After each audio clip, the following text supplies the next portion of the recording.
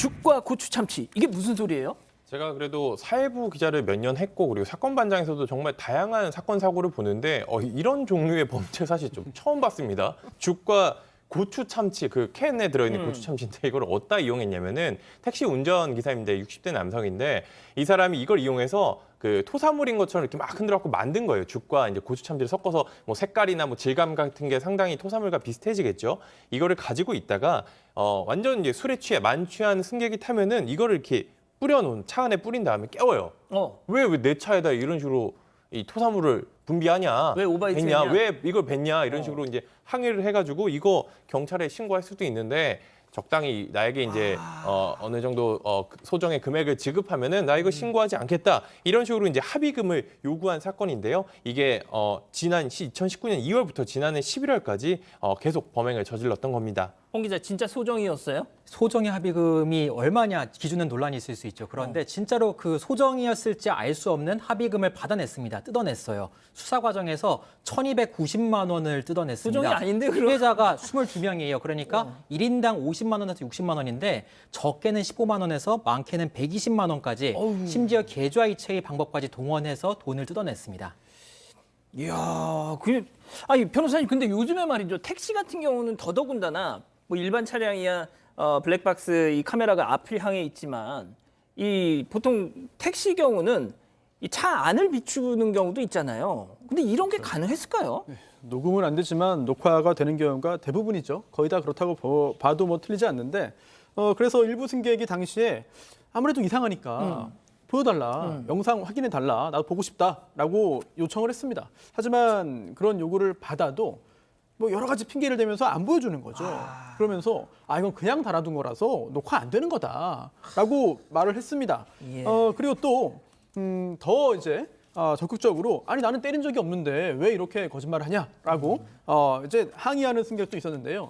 이때 이 택시 기사가 또 참 치밀하게 뭔가를 범행 도구를 준비해 놨습니다. 바로 이제 부서진 안경을 미리 준비해 놓은 건데요. 그건 왜요? 네, 아니 술 취해가지고 당신이 나를 때리지 않았냐. 그래서 이 안경 내가 쓰던 안경이 이렇게 부서졌다. 이걸 미리 준비해서 보여준 거죠. 이렇게 치밀하게 범행을 준비했고 실행했습니다.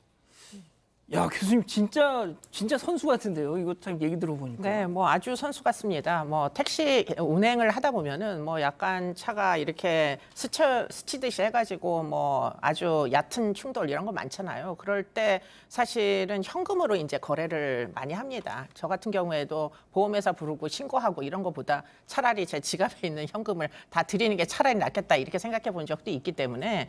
그것이 결국은 이러한 이제 수법까지 진행이 된 거 아니냐. 결국에는 피해자들이 잠이 들거나 해가지고 전혀 입증을 할 수 없는 과정 중에 결국 당신 잘못이다 이렇게 이제 추궁하니까 결국 운전해본 경험이 있는 사람들 차라리 현금으로 해결하는 게 훨씬 쉽다. 그랬겠죠. 말썽되는 것보다 예. 이렇게 생각하면서 결국은 돈을 뭐 22명에게 이렇게 뜯어냈다는 것으로 추정됩니다.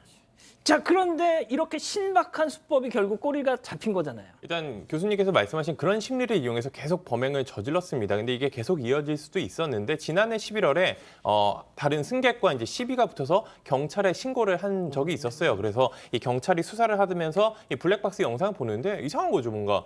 이건 뭐지? 이렇게 좀 수상한 장면이 찍혀가지고 이게 뭘까라고 이제 그 부분에 대해서도 이제 수사를 이어갔던 겁니다. 시비 붙은 것뿐만 아니라 그 부분에 대해서 이제 거래 내용, 택시 운행 기록 그리고 이후 이제 신고 이력 같은 걸 확인해 보니까 이거 좀 이상하다 싶어서 계속 그 택시 기사 피의자로 전환된 그 택시 기사를 추궁했더니 그제서야 본인이 이제 토사물로 꾸며놓고 돈을 받아 챙겼다 이렇게 자백을 했던 겁니다. 이 초반에는 일부 부인을 하긴 했는데 이렇게 객관적인 증거가 나오다 보니까 자백을 결국 했다라고 하고요. 그러면서도 경찰 조사에서 피해자들이 부러진 안경도 얘기를 했는데 피해자를 때린 적은 없다. 그래도 다만 실제로 이제 사람들이 취해서 토한 적도 있었다. 이렇게 항변을 했습니다.